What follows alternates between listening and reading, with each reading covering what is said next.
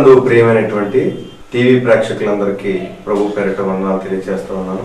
ప్రత్యేకించి శాంతి స్వరం అనేటువంటి ఆధ్యాత్మికమైనటువంటి కార్యక్రమాన్ని మీరందరూ వీక్షిస్తున్న విధానాన్ని బట్టి ఆ ప్రభుని నేను ఎంతో స్తుతిస్తూ ప్రభు నామాన్ని మహింపరుస్తూ ఈరోజు రాజమండ్రిలో ఉన్నటువంటి యేసుక్రీస్తు దివ్యశాంతి నిలయ పరిచర్యలు టీవీ పరిచర్యలతో ఘనంగా కొనసాగడానికి ప్రభు చూపిస్తున్నటువంటి గొప్ప కృపను బట్టి నేను ప్రభుని ఎంతో స్తుతిస్తూ ఉన్నాను. ప్రభు నామాన్ని మహింపరుస్తూ ఉన్నాను. ప్రియులారా, మీరు చేస్తున్నటువంటి ప్రార్థనలు, మీరు చేస్తున్నటువంటి విజ్ఞాపనలు మా పరిచర్యకు, మా యొక్క ప్రార్థనా మందిరాలకు ఆధ్యాత్మికంగా ఉన్నాయి అనడంలో ఏమాత్రం కూడా సందేహం లేదు. అయితే ఈరోజు దేవుని యొక్క వాక్యాన్ని కొద్ది నిమిషాలు మనం ధ్యానం చేసుకుందాం.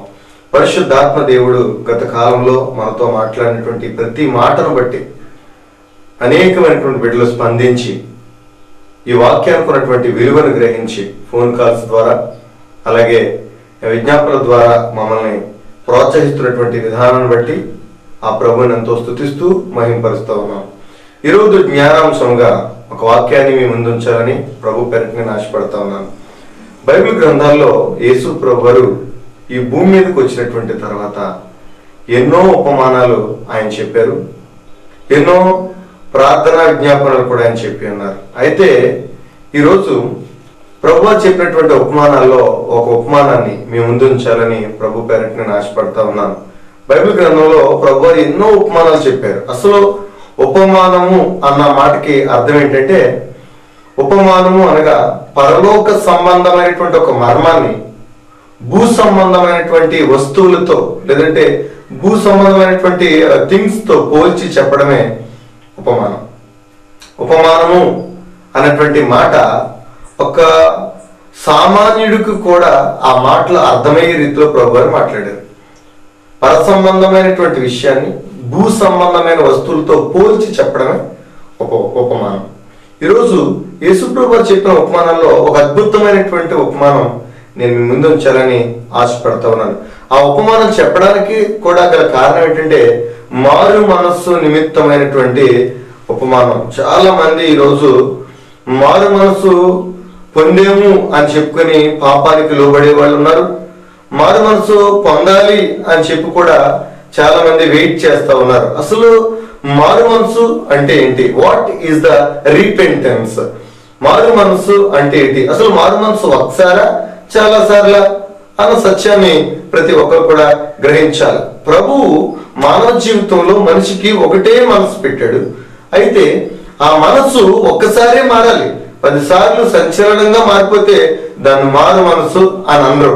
యేసు ప్రభువు కూడా ఈ భూమి మీదకి వచ్చినప్పుడు ఆయన సృష్టించినటువంటి ఈ సృష్టిలో ఆయన చేసినటువంటి ప్రసంగాలలో మొదటి ప్రసంగం లేదంటే అనేకులకు బోధించిన ప్రసంగం ఏంటంటే మారు మనసు. ఆయన రాజ్యము సమీపించున్నది కనుక మీరు మారు మనసు పొందండి అని చెప్పబడేటువంటి సందర్భాలు బైబిల్ గ్రంథంలో మనం ఎన్నో చూస్తాం. ఈరోజు ఈ వాక్యాన్ని ఎవరి తమ్ముళ్ళు, కుటుంబ సభ్యులు, ఎవరి చెల్లెలు ఎంతో మంది ఈ వాక్యాన్ని వింటా ఉన్నారు. మారు మనస్సులు అనేటువంటి వ్యక్తులుగా మనం ఉండకూడదని ఈరోజు దైవరాసుని దేవుడు ప్రేరేపించి మీతో మాట్లాడుతున్నాడు. మారు మనసు గురించినటువంటి ఒక్క ఉపమానం ప్రభువారు చెప్పారు. నేను మీ ముందు ఉంచాలని ప్రభు పేరట నేను ఆశపడతా ఉన్నాను. బైబిల్ గ్రంథాల నుంచి ఒక వాక్యాన్ని మనం చదువుకుందాం. లూకా రాసినటువంటి సువార్త. భక్తుడైనటువంటి లూకా గారు ఆయన గొప్ప వైద్యుడు. వైద్య వృత్తిలో కూడా ఒక మనిషి తత్వజ్ఞానాన్ని గ్రహించి మానసిక శాస్త్రాన్ని గ్రహించి పౌలు గారు చెప్పినటువంటి వాక్యాలలో లూకా గారి ద్వారా రాసినటువంటి కొన్ని మాటలు నేను మీకు జ్ఞాపకం చేస్తాను. బైబిల్ గ్రంథాలు తీద్దాం. లూకా సువార్త 11వ అధ్యాయము 6వ వచనం నుంచి కొన్ని విషయాలు నేను చదువుతాను, మీరు జాగ్రత్తగా గమనించాలి. మరియు ఆయన వారితో ఈ ఉపమానము చెప్పాను. ఒక మనుషుని ద్రాక్ష తోటలో అంజూరపు చెట్టు ఒకటి నాటబడి ఉండెను. అతడు దాని పండ్లు వెనక వచ్చినప్పుడు ఏమీ దొరకలేదు. కనుక అతడు, ఇదిగో 3 ఏళ్ల నుండి నేను ఈ అంజూరపు చెట్టు పండ్లను వెదక వచ్చి తిని గాని ఏమీ దొరకలేదు. దీనిని నరికి వేయము, దీని వలన ఈ భూమియు ఎలా వ్యర్థమైపోవాలని ద్రాక్ష తోట వారితో చెప్పాను. అయితే వాడు, అయ్యా నేను దాని చుట్టూ తవ్వి ఎరువు వేయి మట్టుకు ఈ సంవత్సరం కూడా వండనేము, అది ఫలించినా సరే లేని ఎడల నరికి వేయమని అతనితో చెప్పాను. ప్రియులరా గమనించాలి, యేసు ప్రభు వారు చెప్పినటువంటి ఉపమానం శిష్యులకు అర్థమయ్యే రీతిలో, అలాగే ప్రపంచంలో ప్రతి ఒక్కరికి కూడా అసలు యేసు ప్రభు వారి బోధ, యేసు ప్రభు వారి యొక్క వాక్యము సామాన్యుడికి కూడా అర్థమయ్యేటట్టుగా ప్రభు వారు మాట్లాడడం బైబిల్ గ్రంథాలు చూస్తున్నాం. అందుకే యేసు ప్రభు వారికి బైబిల్ ఒక గొప్ప పేరు పెట్టింది. ఏంటంటే ఆయన గొప్ప బోధకుడు, మా మంచి బోధకుడు. ఆయన లాంటి బోధ ఏ దైవజనులు చేయలేరు. ఆయన లాంటి బోధ ప్రపంచంలో ఏ తత్వవేత్తలు కూడా చేయలేరు. అంత గొప్ప బోధ ఆయన చేశాడు. ఆయన చేస్తూ తన దగ్గర ఉన్నటువంటి శిష్యులు వారికి జ్ఞానాభ్యాసం చేయడానికి, వాళ్ళకి జ్ఞానాన్ని ప్రత్యక్షపరచడానికి యేసు ప్రభువారు ఉపమానాలు చెప్పడం జరిగింది. ఆయన చెప్పినటువంటి ఉపమానాల్లో ఒక ఉపమానాన్ని నేను మీకు చదివి వినిపించాను. ఆయన వారితో ఈ ఉపమానం చెప్పాను. బాగా గమనించాలి, మరియు ఆయన అన్నాడు. బైబిల్ గ్రంథంలో ఆయన అన్నటువంటి మాట వచ్చినప్పుడు ఒకసారి మనం ఆలోచన చేయాలి. ఆయన అనగా సాధారణంగా ఆయన అనేటువంటి మాట ఎవరికి ఉపయోగిస్తాం అంటే భర్తకు ఉపయోగిస్తాం. ఆయన అనగా ఒకవేళ యేసు అని రాయొచ్చు, కానీ ఆయన అని ఎందుకు రాస్తారంటే ఆయన అనగా భర్త అని అర్థం. భర్తని మా ఆయన గారండి అంటారు. అంటే ఆయన అనగా భర్త. భర్త అన్నటువంటి మాటకి తెలుగు అర్థం ఇచ్చేటువంటి ఒక గొప్ప పదం ఏంటంటే భర్త అనగా భరించేవాడు అని అర్థం. ఈ రోజుల్లో చాలా మంది కుటుంబాలలో భర్తని భార్య భర్తని సహించలేనటువంటి స్థితిలో ఉన్నాం. నా భర్త అని ధైర్యంగా చెప్పుకోలేనటువంటి భార్యలు చాలా మంది ఉన్నారు. కుటుంబ సమస్యలు ఎన్నో ఉన్నాయి. కానీ యేసు ప్రభువు ఆయన అనే పదం పలికాడు, అనగా ఆయన భర్త. మీరు నమ్మడానికి ఒక సత్యాన్ని జ్ఞాపకం చేస్తాను. బైబిల్ గ్రంథంలో నిన్ను సృష్టించిన వాడు నీకు భర్త ఉన్నాడు అని బైబిల్ చెప్తుంది. కాబట్టి మనల్ని సృష్టించిన సృష్టికర్త మనకి భర్త ఉన్నాడు, అనగా వరుడై ఉన్నాడు. వధువు సంఘం కోసం రాబోయే దినాల్లో కాలం సంపూర్ణమైనప్పుడు ప్రభు భూమి మీదకి మనందరినీ కూడా పరిశుద్ధ స్థలానికి తీసుకెళ్ళడానికి, వివాహ విందులో పాలు పంపులు పంచుకోవడానికి ఆయన భర్తగా ఈ భూమి మీదకి రాబోతూ ఉన్నాడు. నా ప్రియ దేవుని బిడ్డలారా, ఈ వాక్యాన్ని వింటున్నటువంటి మనం ఒక సత్యాన్ని గ్రహించాలి. భర్త అయిన దేవుడు, అసలు భర్త అనగా అర్థం ఏంటో తెలుసా? భరించేవాడు. ఈ రోజు యేసు ప్రభువు మన పాపాలు భరించాడు, మన శాపాలు భరించాడు, మన అపరాధాలు భరించాడు, మన తప్పిదాలు భరించాడు. ఒక మాటలో చెప్పాలంటే యెషయా గ్రంథంలో రాయబడినట్లుగా ఆయన పొందిన దెబ్బల చేత మనకి స్వస్థత కలిగింది. నా పాపములు ప్రభువు భరించును. ఎంత గొప్ప దేవుడండి, ఎంత గొప్ప భర్త అండి ఆయన. కాబట్టి ప్రభునందు ప్రియులరా, ఆయన అన్నటువంటి మాట బైబిల్ గ్రంథంలో వచ్చినప్పుడు మనం ఒక సత్యాన్ని గ్రహించాలి. భర్త అనగా భరించేవాడు అని అర్థం. మనం భరిస్తున్నాడు, ఎన్ని చేసినా భరిస్తున్నాడు. ఈ కృపా కాలంలో యేసు ప్రభువు మనం చేసిన ప్రతి అపరాధాన్ని కూడా భరిస్తూ ఉన్నాడు, నిందలు భరిస్తూ ఉన్నాడు, ఇబ్బందిని భరిస్తూ ఉన్నాడు. నా ప్రియ దేవుని బిడ్డలారా, ఎంత భరించి దేవునికి మనం ఎంతో లోబడి ఉండాలి. ఈ రోజు పక్క వాళ్ళు ఎవరైనా ఒక మాట అంటే మనం చూసి భరించలేని స్థితిలో ఆ రోజుల్లో మనం ఎవరు పడేవాళ్ళు లేరు. ఎందుకని యేసు ప్రభువు నీకోసం ఆయన పడవలసి వచ్చింది, భరించవలసి వచ్చింది, ఆయన నింద పడవలసి వచ్చింది అంటే ఒక సత్యాన్ని తెలివితేటలతో ప్రతి ఒక్కరూ కూడా గ్రహించాలి. యేసు ప్రభువు నా పాపాలు భరించాడు, నా వ్యధను సహించాడు. ఆయన అలాంటి గొప్ప దేవుడికి నేను విడనేందుకు ఆ ప్రభుని ఎంతో స్తుతిస్తూ ఉన్నాను, సంతోషిస్తూ ఉన్నాను. ఒకటవ మాట ఏంటంటే ఆయన వారితో అన్నాడు. వారనగా ఆయనకున్నటువంటి శిష్యులతో ఈ మాటలు చెప్తా ఉన్నాడు. వాళ్ళ జ్ఞానాభ్యాసం చేయాలి. ఆయన వెళ్ళిపోయిన తర్వాత ఈ ప్రపంచానికి గొప్ప సువార్తను అందించాలి అంటే వాళ్ళని ప్రిపేర్ చేయాలి. ప్రిపేర్ చేయడానికి యేసు ప్రభువు ఉపయోగించినటువంటి ఒక పదం ఉపమానం చెప్పాడు. ఆయన వారితో ఈ ఉపమానం చెప్పాను. ఒక మనిషి ద్రాక్ష తోటలో అంజూరపు చెట్టు ఒకటే నాటబడి ఉండను. ప్రియులరా, మనం గమనించాలి. ద్రాక్ష తోట అనగా ఈ లోకానికి గుర్తు అని చెప్పుకోవచ్చు, లేదా సంఘానికి గుర్తు అని చెప్పుకోవచ్చు. సంఘానికి గుర్తు అనడానికి యెషయా గ్రంథం 58 అంటాడు, నీవు నీరు కట్టిన తోటలాగా ఉంటావు అన్నాడు. తోట సంఘం, నీరు వాక్యానికి గుర్తు. అయితే యేసు ప్రభువు పలికిన ప్రతి మాటలో కూడా ఒక ఆంతర్యము, ఒక పరమార్థం ఉంటది అనడంలో ఏమాత్రం సందేహం లేదు. ఆయన వారితో చెప్పినటువంటి ఉపమానంలో ఒక మనిషిని ద్రాక్ష తోటలో అంజూరపు చెట్టు ఒకటి నాటబడి ఉండేను. అతడు దాని పండ్లు వెతక వచ్చినప్పుడు దానిలో ఏమీ దొరకలేదు అని రాయబడి ఉంది. స్పష్టంగా ఈ ఉపమానాన్ని గ్రహించాలి, స్పష్టంగా ఈ ఉపమానాన్ని మీరు ఆలకించాలి. ఏం మాట్లాడుతూ ఉన్నాడు? ఒక మనుషుని ద్రాక్ష తోటలో అంజూరపు చెట్టు. ఇక్కడ మనం ఈ వాక్యాన్ని స్పష్టంగా గమనిస్తే ఒక ద్రాక్ష తోటకు ఒక యజమాని కనపడతా ఉన్నాడు.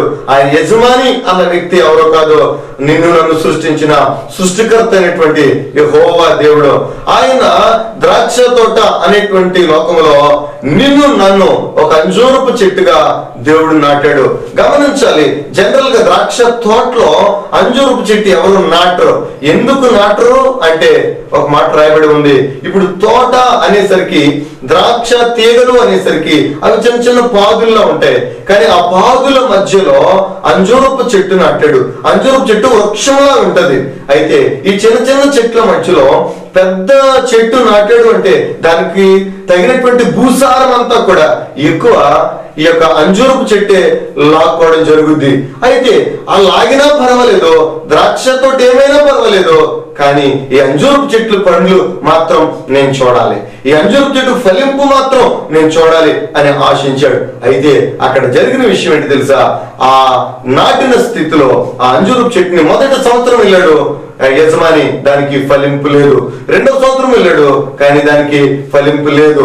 మూడో సంవత్సరం వెళ్ళాడు, దానికి ఫలింపు లేదు. ఒక విషయాన్ని మీరు గమనించండి, నాటిన వ్యక్తి మనల్ని చూడడానికి, అంజూరపు చెట్టు అనే నన్ను ఆయన చూడడానికి ఈ తోటకు వచ్చినప్పుడు నాలో ఫలింపు ఉండాలి, నాలో ఫలింపు ఉండాలి. ఫలింపు లేనప్పుడు ఈ చెట్టు వేయడం వ్యర్థం అన్నటువంటి ఆలోచన ఆ యజమానికి వస్తే ఏంటి పరిస్థితి? ఆ యజమాని అంటాడు, ఇదిగో దీని వలన ఈ భూమి ఎలా వ్యర్థమైపోవును అని చెప్పాడు. ప్రియులారా గమనించాలి, ఎంతో ఆశించి ఈ చెట్టుని ఈ లోకంలో దేవుడు నాటాడు, ఈ చెట్టుని నాటాడు.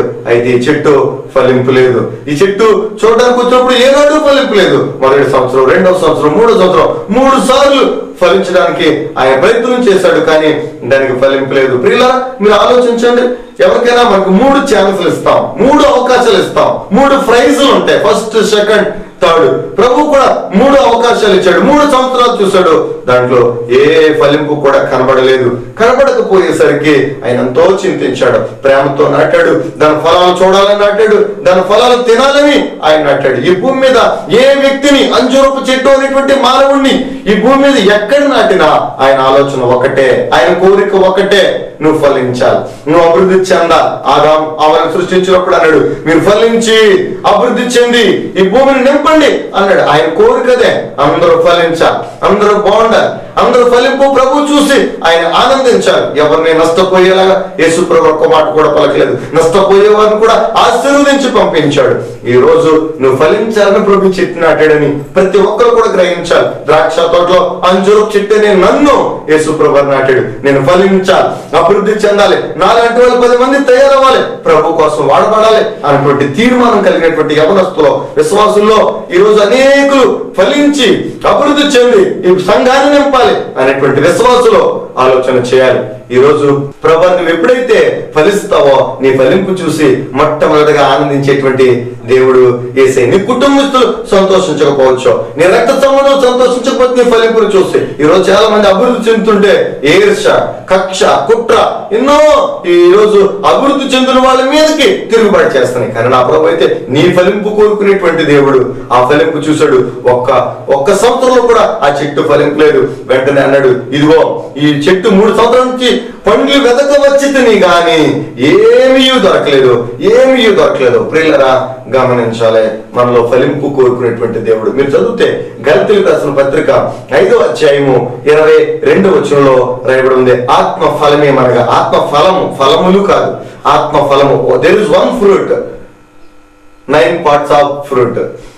9 మొక్కలు ఒకటే ఫలము. అందుకే గలతీ 5:22 మాట్లాడాడు, ఆత్మ ఫలమేమనగా ప్రేమ, సంతోషం, సమాధానం, దీర్ఘశాంతం, దయాళత్వం, మంచితనం, సాత్వికం, విశ్వాసం, ఆశా నిగ్రహం అని 9 ఆ మొక్కలు ఆయన రాశాడు. అయితే ఈరోజు ఒక్క ఫలింపు కూడా లేదు. నేను ఒక చిన్న ఎగ్జాంపుల్ చెప్పాలని ఆశపడతాను. ఒక సామాన్యమైన ప్లేస్ లో 2 చెట్లు ఉన్నాయి.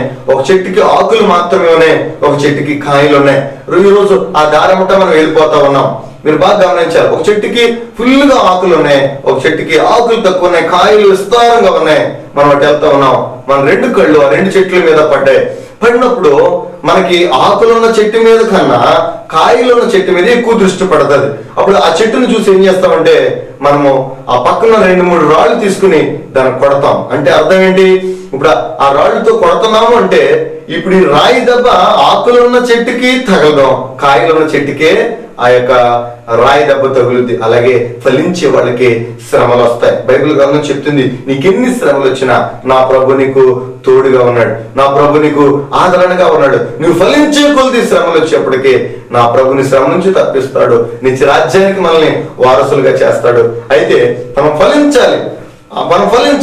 ఫలించడంలో ఆయన రాసినటువంటి మాటలు మనం గమనిస్తే ప్రేమ, సంతోషం, సమాధానం, దీర్ఘశాంతం, దయాళత్వం, మంచితనం, సాత్వికం, విశ్వాసం, ఆశ, నిగ్రహం, చాలా ప్రాముఖ్యమైనటువంటి విషయాలు. దాంట్లో మొదటి మాట ప్రేమ. కొరింథీ పత్రిక 13వ అధ్యాయం అంటాడు కదా, ఇదిగో కొండలు బద్దలు కొట్టేంత విశ్వాసం కలిగి ఉన్నాను, ప్రేమ లేని వాడనైతే వ్యర్థుడును అంటాడు. ప్రవచించు కృపావరములు కలిగి ఉన్నాను, మర్మములన్నీ ఎరిగిన వాడునైనను, ప్రేమ లేని వాడనైతే వ్యర్థుడును అంటాడు. ప్రియులారా గమనించాలి, ప్రేమ, దేవుని ప్రేమ కలిగిన వాళ్ళు ఫలిస్తారు, దేవుని ప్రేమని ఆశించే వాళ్ళు ఫలిస్తారు, దేవుని ప్రేమ కోసం ఎదురు చూసే వాళ్ళు ఫలిస్తారు. ప్రభునందు ప్రియులారా నేను జ్ఞాపకం చేస్తా ఉన్నాను, ఈ అంజూరపు చెట్టును చూసి యేసు ప్రభు ఎంతో వేదన చెందుతూ ఉన్నాడు.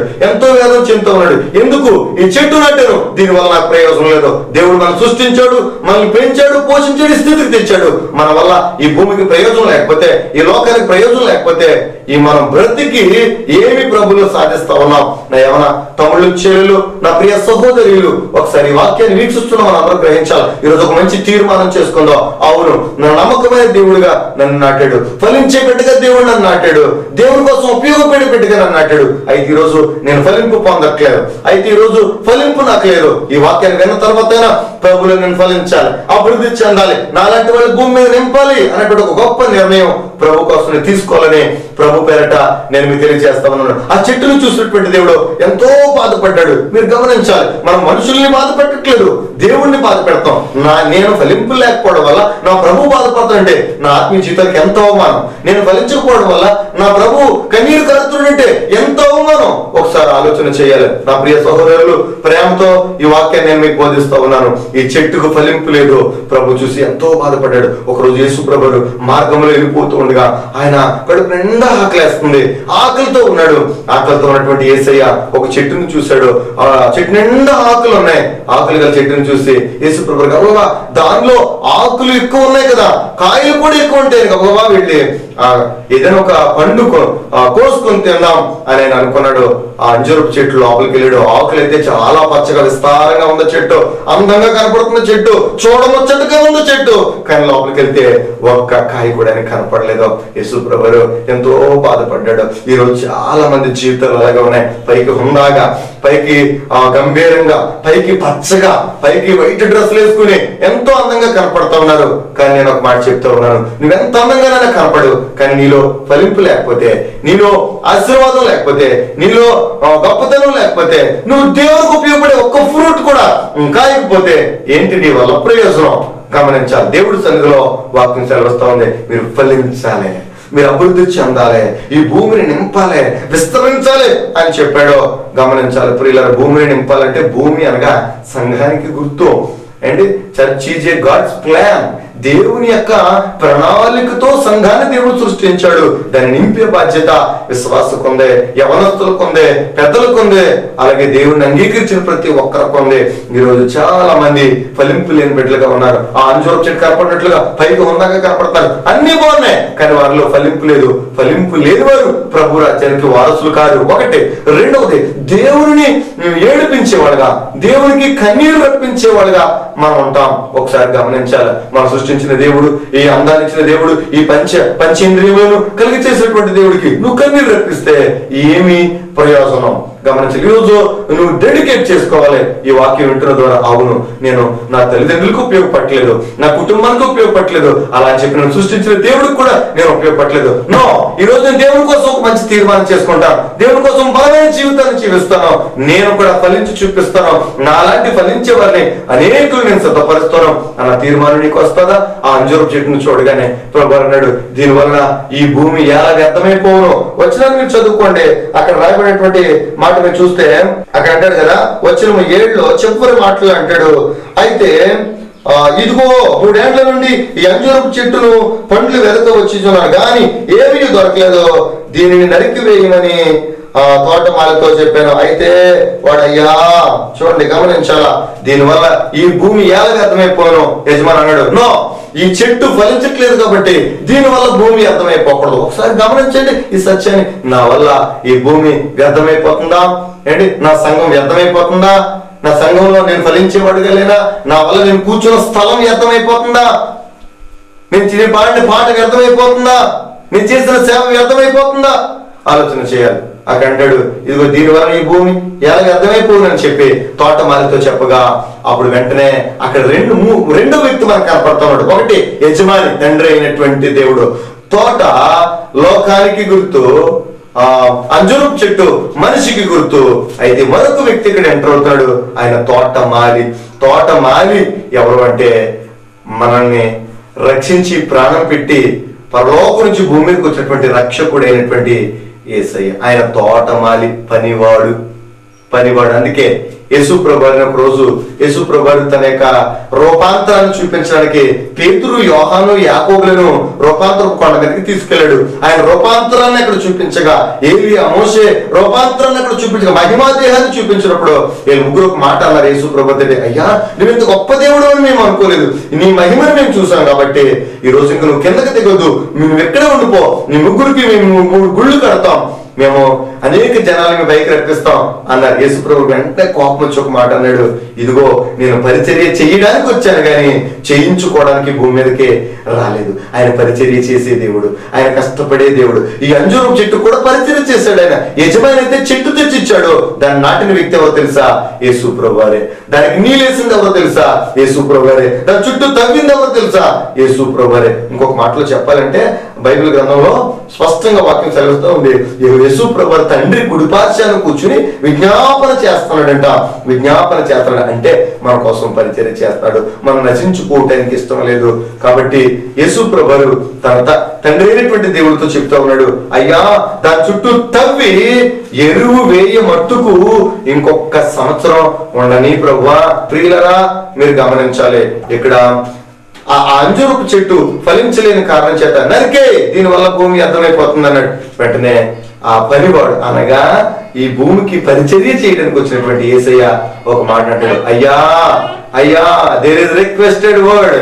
అక్కడ అంటాడు కదా, అయ్యా అన్నటువంటి మాట చాలా ప్రాముఖ్యమైనటువంటి మాట. దేవుడిని బతిమాలుకుంటాడు, నీ కోసం, నా కోసం, నీ ఫలింపు కోసం, నా ఫలింపు కోసం. కుమారుడిని క్రీస్తు తండ్రి అయిన దేవుడిని బ్రతిమాలుకుంటాడు, అయ్యా దాని చుట్టూ నేను తవ్వుతాను ప్రభా, అది ఫలించకపోవడానికి గల కారణాన్ని నేను రెక్టిఫై చేస్తాను ప్రభా. రెండవది ఎరువేస్తాను అన్నాడు. ఎరువు అనగా వాక్యమునకు గుర్తు. ఎరువేస్తాను ప్రభా, ఎరువేస్తాను తండ్రి. అలాగే 3వ మాట, దాని చుట్టూ నీళ్లు వేస్తాను తండ్రి, దాని చుట్టూ నీళ్లు వేస్తాను తండ్రి. 3 విషయాలు గమనించాలి. దాని చుట్టూ తవ్వుతాను, దాని చుట్టూ ఎరువేస్తాను, దాని చుట్టూ నీళ్లు వేస్తాను. అది ఫలించినా సరే ఫలించలేని ఎడల నేనే నరికేస్తాను అని చెప్పాడు. ప్రియులారా, మీరు గమనించాలి, బైబిల్ వాక్యం సెలవిస్తా ఉంది, మన ఫలింపు కోరుకునేటువంటి దేవుడు, మన అభివృద్ధిని కోరుకునేటువంటి దేవుడు. ఈ భూమి మీద ఎవరున్నారండి? ఈ భూమి మీద ఎవరు లేరు మన ఫలింపు కోరుకునే వాళ్ళు. యేసు ప్రభు వారు ఒక్కడే. కాబట్టి ప్రభునందు ప్రియులారా, ఈ రోజు ప్రతి ఒక్కరు కూడా దైవ సత్యాన్ని గ్రహించి దైవానుగ్రహాన్ని మీరు పొందాలంటే ఒక్క మాట నేను మీకు జ్ఞాపకం చేస్తా ఉన్నాను, నేను ఫలించాలి, నేను అభివృద్ధి చెందాలి, నేను భూమిని నింపాలి, నేను విస్తరించాలి అన్నటువంటి సత్యాన్ని ప్రతి ఒక్కరు కూడా గ్రహించాలని ప్రభు పేరట నేను మీకు తెలియచేస్తా ఉన్నాను. ఆ చెట్టు ఫలించు తీసేయి అన్నాడు. తవ్వుతాను, తవ్వేటప్పుడు నువ్వు లోబడాలి. ఎరువేస్తాను, ఎరువు వేసినప్పుడు, వాక్యాన్ని విత్తేటప్పుడు లోబడాలి. 3, నువ్వు నీరు వేయబడుతుంది, వాక్యమునకు గుర్తు. ఆ వాక్యం ద్వారా నువ్వు కట్టబడాలి. అది ఫలించినా సరే నీడలు నరికేస్తాను అన్నాడు. ప్రియులారా గమనించాలి, బైబిల్ గ్రంథంలో ఫలించే యోహాను సువార్త 15 అంటాడు, ఫలించిన ప్రతి తీగ నరికి అగ్నిలో పడవేయబడును. క్రీస్తు కోరుకునేది ఒకటే, నరకానికి పోవటానికి ఇష్టం లేక పరలోక రాజ్యానికి ఆయన మార్గాన్ని సిద్ధపరిచే ఆయన మార్గంలో ఉన్నటువంటి మెలకువలు ఉపమాన రూపంలో ఆయన తెలియచేస్తా ఉన్నాడు. ఈరోజు నువ్వు ప్రభులో ఫలిస్తావా? ఆ అంజూరపు చెట్టు అనే నువ్వు దేవుని సన్నిధిలో ఫలిస్తావా? అభివృద్ధి చెందుతావా? నువ్వు అభివృద్ధి చెందగలిగితే నీ అంత అదృష్టవంతులు ఇంకెవరో ఉండరు. ఈ రోజు వాక్యాన్ని వీక్షిస్తున్నటువంటి మీకు ప్రభు పేరట నేను తెలియజేస్తా ఉన్నాను, నేను ఫలించాలి, అభివృద్ధి చెందాలి, ఈ భూమిని నింపాలి అన్నటువంటి, మా సంఘాన్ని నింపాలి అంటే మా కుటుంబాన్ని నింపాలి అన్నటువంటి సత్యాన్ని ప్రతి ఒక్కరు కూడా గ్రహించాలని ప్రభు పేరట తెలియజేస్తాం. అసలు ఎందుకు ఈ ఉపమానం రాశాడు, ఎందుకు ఈ చెట్టు గురించి రాశాడు అంటే నేను ఒక మాట చెప్తా ఉన్నాను. వచనం 5లో ఒక మాట ఉంది. 13వ అధ్యాయం లోక సువార్త 5వ వచనంలో ఒక మాట రాయబడి ఉంది. ఏమని రాయబడి చదువుతాను, కానీ మీరు మారు మనసు పొందని ఎడల మీరందరూ అలాగే నశిస్తారు, అలాగే నశిస్తారు. ఒక మనిషి ఫలించాలి అంటే there is first thing for our eternal life. మన ఆత్మీయ జీవితానికి మొట్టమొదటి మిట్టి ఏంటంటే మారు మనసు. మారు మనసు పొందని ఎడల మీరు అలాగే నశిస్తారు. ఎలా నశిస్తాము? మనం మారు మనసు పొందకపోతే మన జీవితం కూడా అంతే, మన ఆత్మీయ జీవితం కూడా అంతే. కాబట్టి మనం ఫలించాలని ప్రభు కోరుకుంటా ఉన్నాడు. ప్రభు ఎన్నోసార్లు జ్ఞానాభ్యాసంతో వాక్యాన్ని బోధించినప్పుడు ఆయన రాజ్యం సమీపిస్తూ ఉంది, ఆయన రాజ్యం వచ్చేస్తుంది, మారు మనసు పొందండి, ఆయన రాజ్యం విస్తరించబడుతుంది, మారు మనసు పొందండి అని చెప్పాడు. ఈ రోజు మారు మనసు పొంది నిన్ను బట్టి ప్రభు ఎంత ఆనందిస్తాడో తెలుసా అండి? 99 నీతిమంతుల కన్నా ఒక్క పాపి మారు మనసు పొందితే పరలోక రాజ్యంలో జరిగేటువంటి గొప్ప విందు నీ వల్లే. కాబట్టి ప్రభు సన్నిధిలో తీర్మానపూర్వకమైనటువంటి ప్రార్థన ప్రభు దగ్గర ఈరోజు డెడికేట్ చేసుకుని, ఎస్ నేను ఫలించాలి, ఎస్ నేను అభివృద్ధి చెందాలి, అభివృద్ధి నేను బ్రతుకి భూమి మీద ఎందుకు, నా వల్ల ఈ భూమి యాదగర్థమైపోవును. దేవుడే బాధపడినప్పుడు సంఘం బాధపడదా, సేవకులు బాధపడరా, కుటుంబీకులు బాధపడరా, ఇరుపురు వారు బాధపడరా, నా వల్ల ఒకరు కూడా బాధపడకూడదు, యేసుప్రభు ఎవరిని బాధపడకూడదు అని చెప్పి ఆయన కూడా అందరినీ సామరస్యంగా చక్కబెట్టుకుంటూ వచ్చాడు. ఆయన నమ్మిన బిడ్డలుగా మనం ఎలా ఉండాలి? క్రీస్తు యేసుకు కలిగిన మనసే మారు మనసు, క్రీస్తు యేసుకు కలిగిన మనసే మారు మనసు. గమనించాలని ప్రభు పేరు తెలియజేస్తా ఉన్నాను. అపోస్తుల కార్యాల్లో 17వ అధ్యాయంలో 30వ వచనంలో ఒక మాట రాయబడి ఉంది. ఆ అజ్ఞాన కాలమున దేవుడు చూచి చూడనట్లు ఉండెను, ఇప్పుడైతే అందరూ అంతటను మారు మనసు పొందాలి అన్నాడు. ఈ రోజు ప్రభు నీతో మాట్లాడేటువంటి మాట, నీ మనసు దేవుడికి ఇస్తావా? నీ మనసు దేవుని వైపు త్రిప్పుతావా? త్రిప్పడమే కాదు, నువ్వు దేవుని వైపు త్రిప్పడం వల్ల నీలో జరిగేటువంటి ఒక గొప్ప అద్భుతం ఏంటో తెలుసా? నువ్వు ఫలిస్తావు, నువ్వు దీవించబడతావు. ఆశ్చర్య ఫలింపు అంటే అర్థం ఏంటో తెలుసా? ఉన్న దాంట్లోంచి గొప్ప స్థానంలోకి వెళ్దాం, గొప్ప స్థానం నుంచి మరి గొప్ప స్థానంలోకి వెళ్దాం, దానిని ఫలింపు అంటారు. రెండవది, ఫలింపులో 2 రకాలు, శారీరకమైనటువంటి ఫలింపు, ఆధ్యాత్మికమైనటువంటి ఫలింపు. శారీరకమైనటువంటి ఫలింపు ఉద్యోగ వ్యాపారాలన్నీ దీవించబడతాయి. రెండోది ఆధ్యాత్మికమైన ఫలింపు, ఆత్మ సంతృప్తి, భక్తిలో సంతృప్తి, గొప్ప ఆశీర్వాదాన్ని దేవునికి ఇస్తాడు. ఆధ్యాత్మిక సంతృప్తి లేకుండా ఒకవేళ మీరు ఉండగలిగితే నేను ప్రభు పేరు చెప్తా ఉన్నాను, మీరు దేవుని సన్నిధిలో ఫలించరు. కాబట్టి దేవుడి సన్నిధిలో మీరు ఫలించాలని ప్రేమతో కోరుకుంటూ దైవాశీర్వాదాలు పొందాలని, ఇదిగో ఈ అంజూరు చెట్టు లాంటి జీవితం మనకొద్దు, ఫలించే చెట్టుగా నేను ఉండాలి. బైబిల్ చెప్తుంది, నీటి వారు నాటబడిన మొక్కలాగా అన్నాడు. నీటి వారు నాటబడిన మొక్క ఎప్పుడు ఫలిస్తుంది అంటే వాక్యంలో, ప్రార్థనలో, విశ్వాసంలో, భక్తిలో, చర్చలో ఉండగలిగితే దేవుళ్ళలో ఉన్న ప్రతి ఒక్కరు ఫలిస్తారు, దాంట్లో సందేహమే లేదు. దేవుళ్ళో ఫలించేటువంటి మనస్సు దేవుడు మీకు దయచేయాలని టీవీ వీక్షకులందరినీ కోరుకుంటూ ఈ నా మాటలు ముగిస్తా ఉన్నాను. God bless you. దేవుడు మిమ్మల్ని దీవించును గాక. ఆమేన్.